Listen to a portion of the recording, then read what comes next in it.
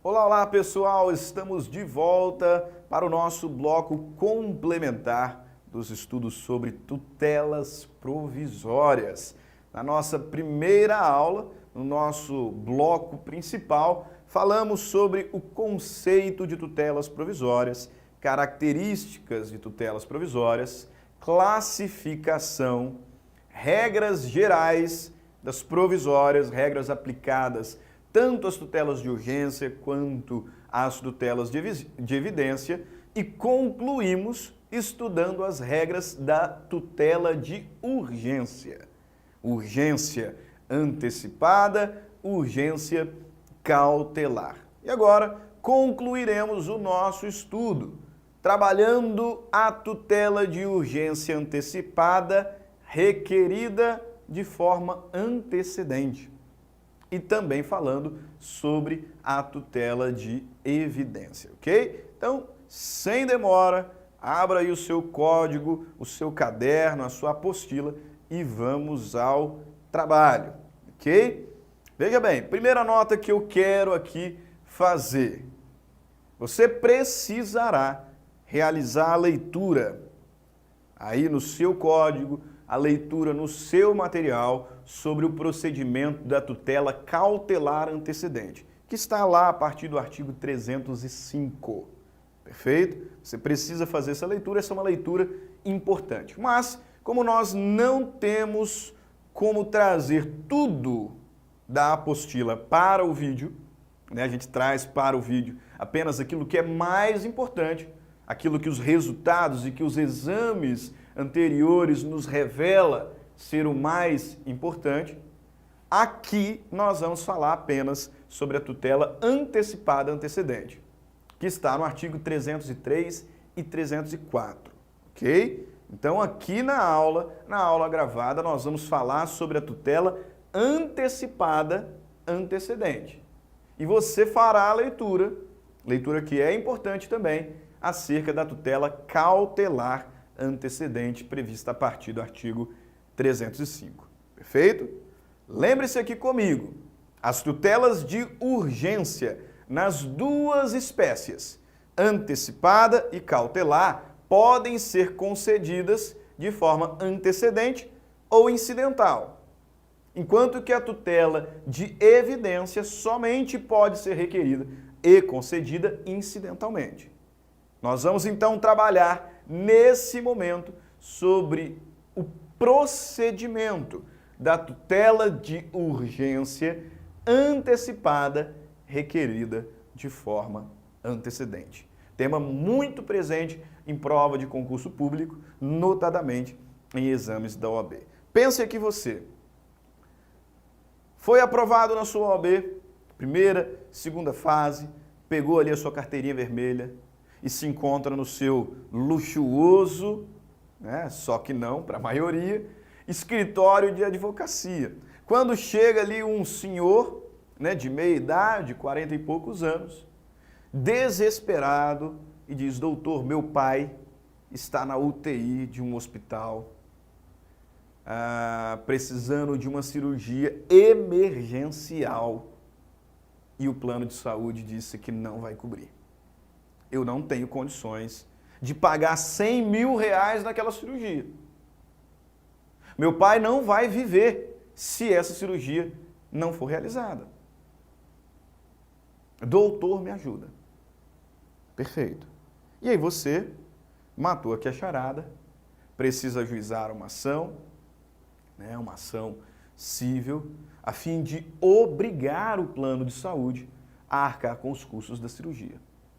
E pode, dada a situação urgencial, requerer uma tutela provisória.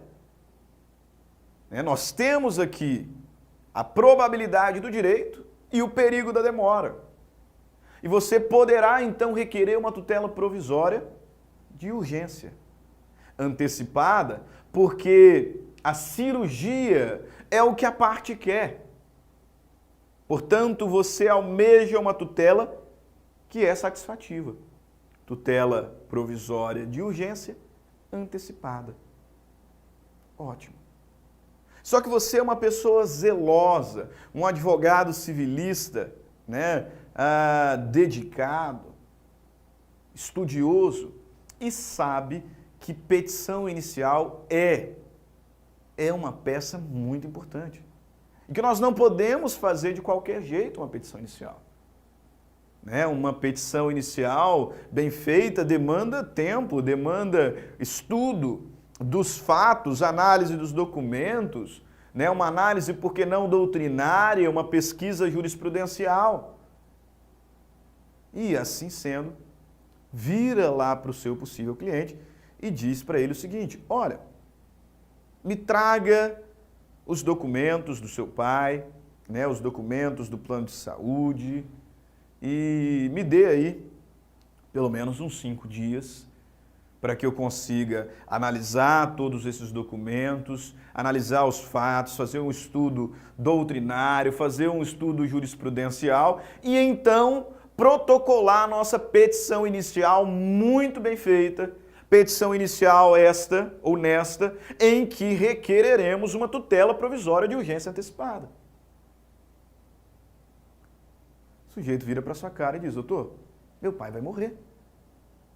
Você não entendeu que a situação é emergencial? Meu pai está numa UTI e o hospital já disse, ele precisa fazer a cirurgia para ontem. Para ontem. E o plano de saúde não quer cobrir. E agora o doutor me diz que precisa de 5 dias para preparar uma petição inicial. Você está de brincadeira. Meus caros, é exatamente para essas situações que o legislador previu a chamada tutela antecipada antecedente. É exatamente para essas situações emergenciais, para essas situações em que a urgência é concomitante ao protocolo da petição inicial.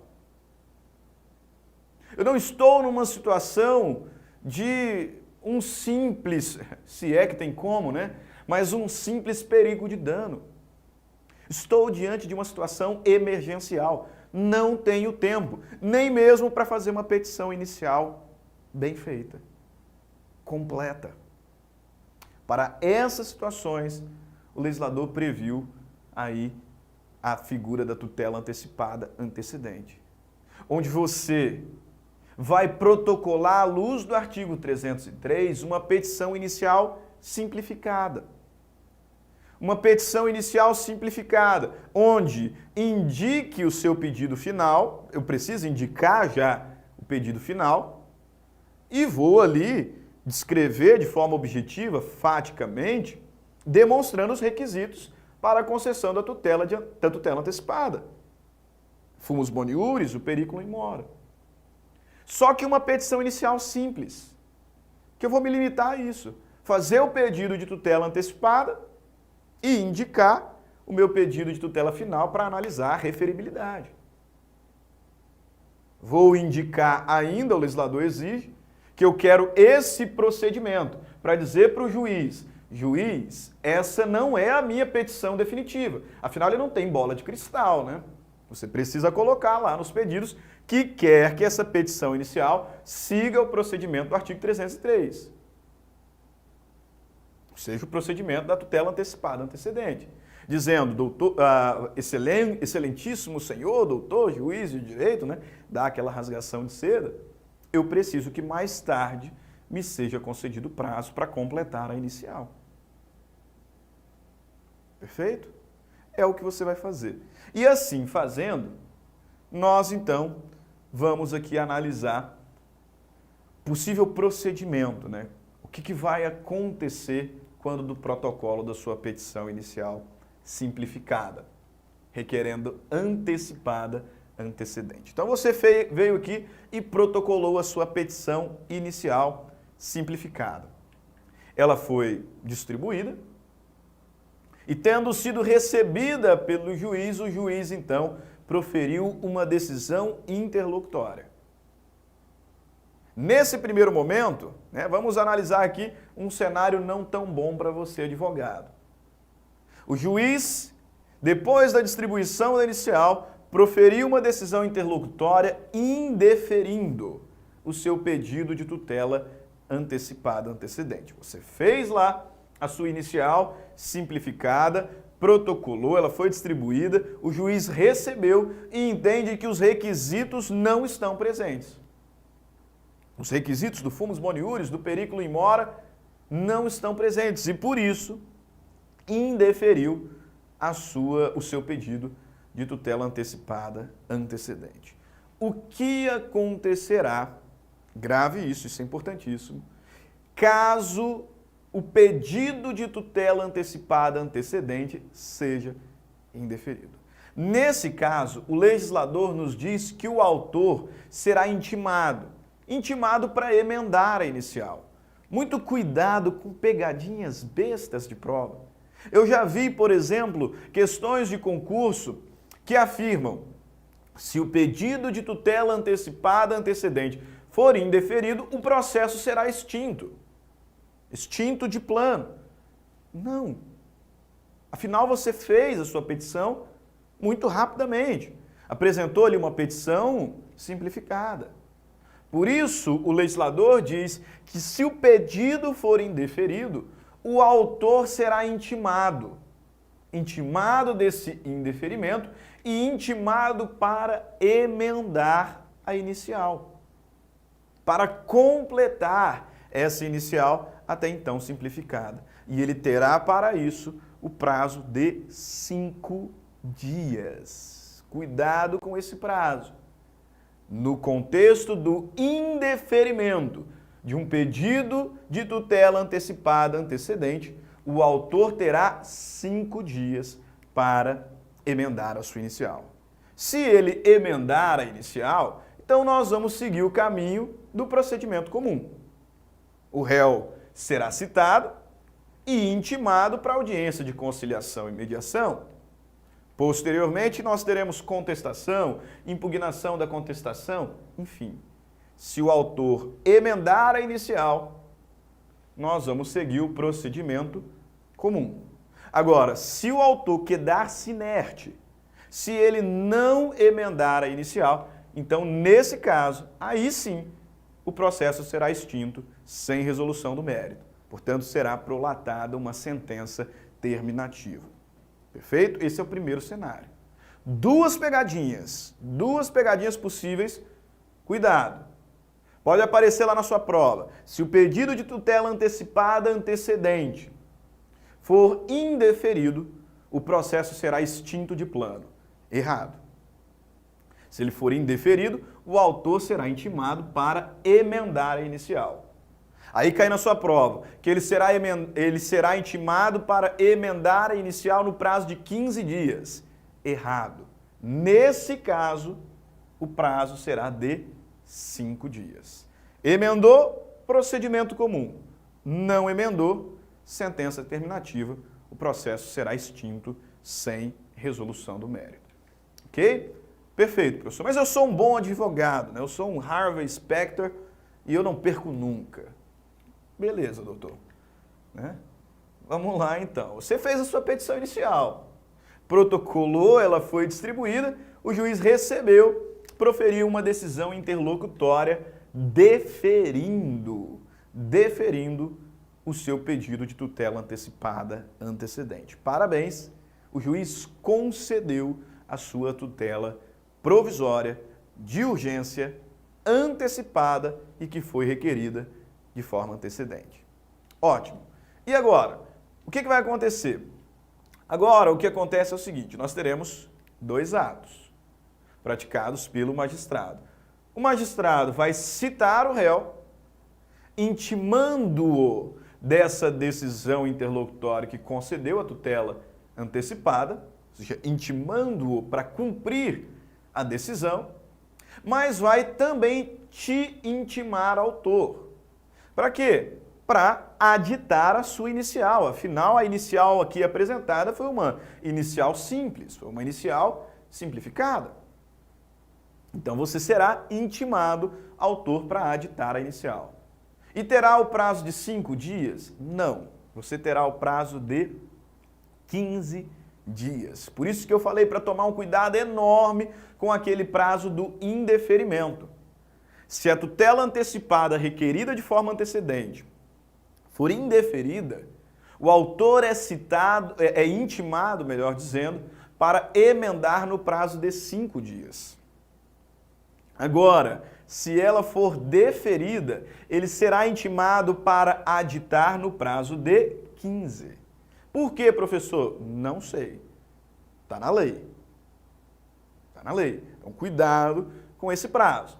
Ok? Foi deferida a sua tutela antecipada requerida de forma antecedente? Foi. Beleza. 15 dias para o autor aditar a inicial. O réu ele é citado para integrar o processo e intimado da audiência de conciliação, sim, mas também intimado para cumprir a decisão. E se eu estou diante de uma decisão interlocutória, intimado o réu, o que ele pode fazer? Aceita e pronto. Intimado de uma decisão interlocutória que concedeu a tutela antecipada, o que o réu pode fazer, melhor dizendo? O que o réu pode fazer? Ele pode interpor agravo de instrumento.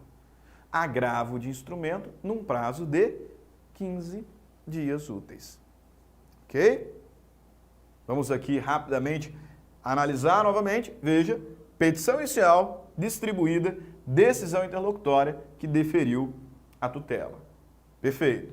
O autor é intimado para completar a inicial no prazo de 15 dias. O réu, citado, intimado para audiência de conciliação, mas também intimado para cumprir essa decisão interlocutória. E se ele tem contra si uma decisão interlocutória, terá a oportunidade de agravar de instrumento num prazo de 15 dias. Acabou aí, professor? Não. Bem, ela foi deferida, o autor foi intimado para aditar no prazo de 15 dias. Eu preciso te perguntar, se o autor aditar, o que acontece? Se ele completar, o que acontece? Professor, se ele completar, nós vamos seguir aí o procedimento comum. Vamos ter audiência de conciliação, mediação, contestação, impugnação, vamos até o final do procedimento comum. Perfeito. E se ele não aditar? O autor foi intimado, ele conseguiu. A tutela foi deferida. E o autor, então, intimado para aditar a inicial no prazo de 15 dias. O que acontecerá se o autor ficar inerte, se ele não aditar?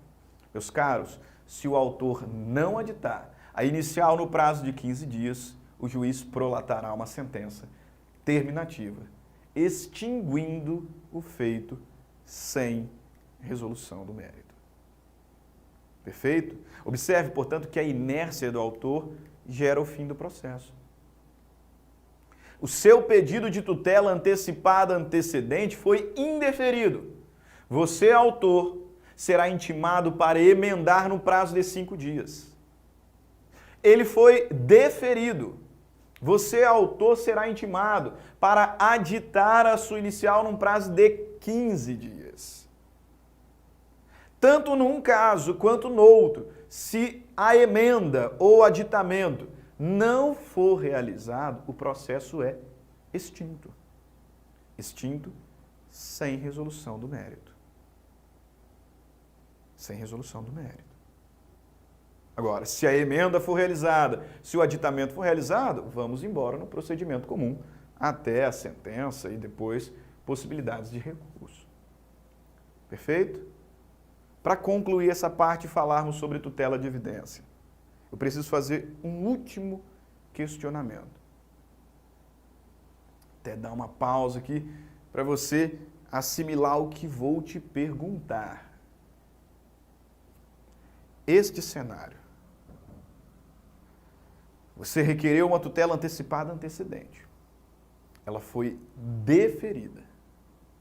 Foi deferida. O autor, você, autor, foi intimado para aditar a inicial. Não aditou. Sentença, o processo acabou. Perfeito. Pergunta que eu te faço é: o que vai acontecer com a tutela que você requereu e conseguiu. O que acontece com a tutela que foi concedida? Se o autor deixar de aditar a inicial e por isso a sentença, houver a prolação de uma sentença extinguindo o feito. O que vai acontecer com a tutela? Pessoal, a tutela perde os seus efeitos. Nem sempre. Aqui entra um depende enorme. Pelo seguinte,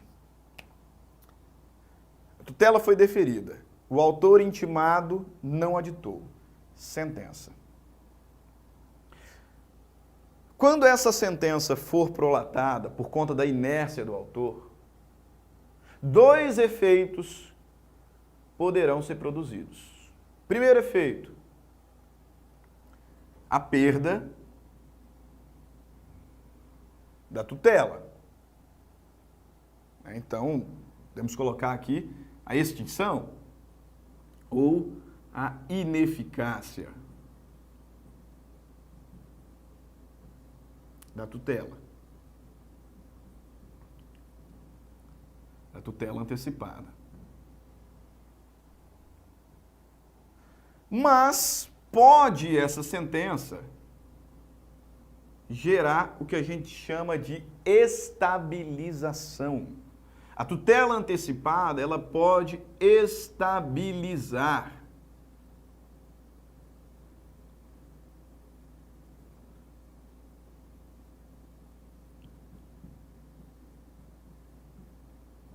Ela pode estabilizar. Quando que vai acontecer um e quando que vai acontecer o outro?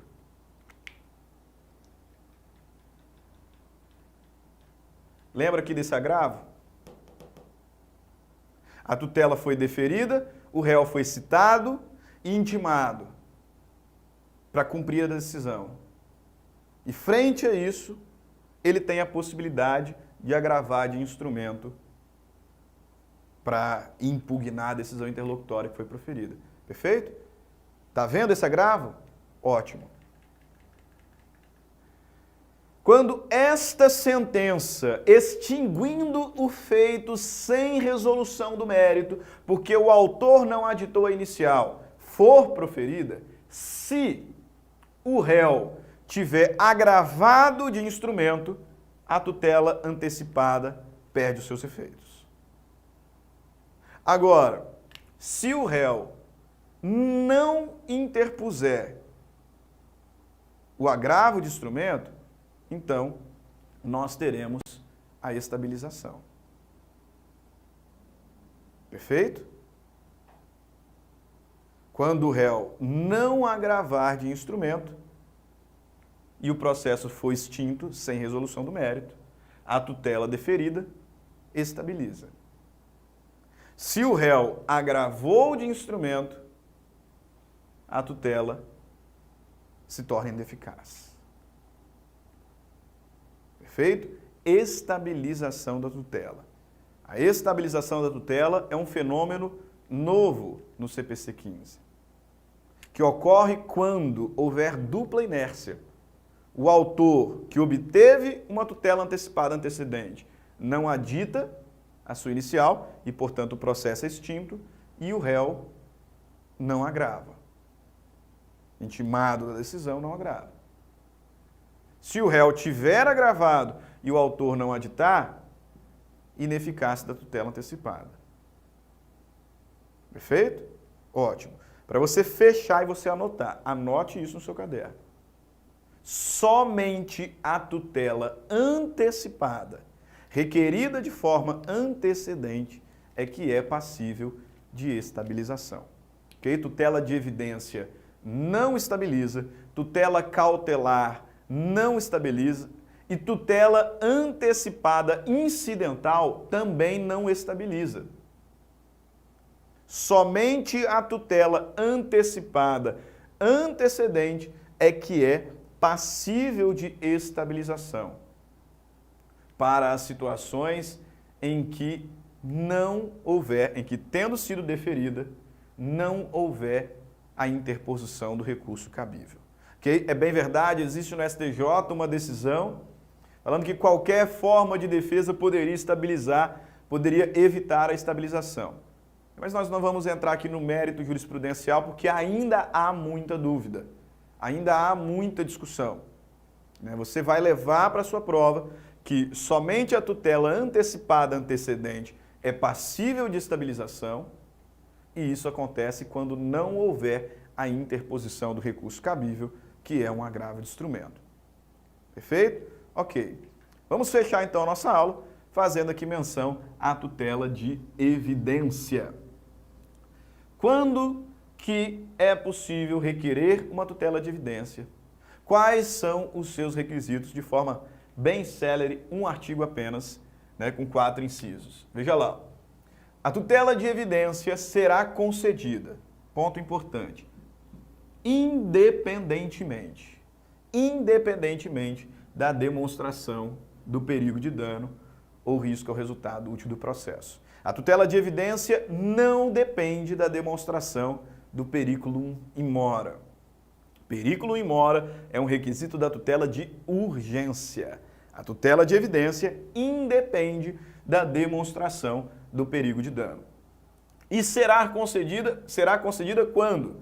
Quando ficar caracterizado abuso do direito de defesa ou manifesto propósito protelatório.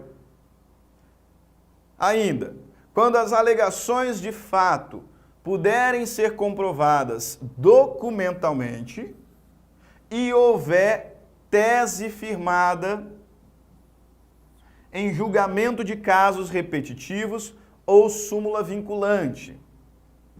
Tá? Você fez aí a sua petição inicial e os fatos podem ser comprovados documentalmente apenas.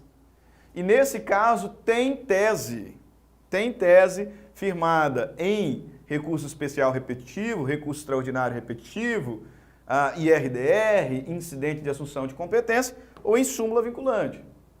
Perfeito. Então, está ali autorizado a concessão de uma tutela de evidência.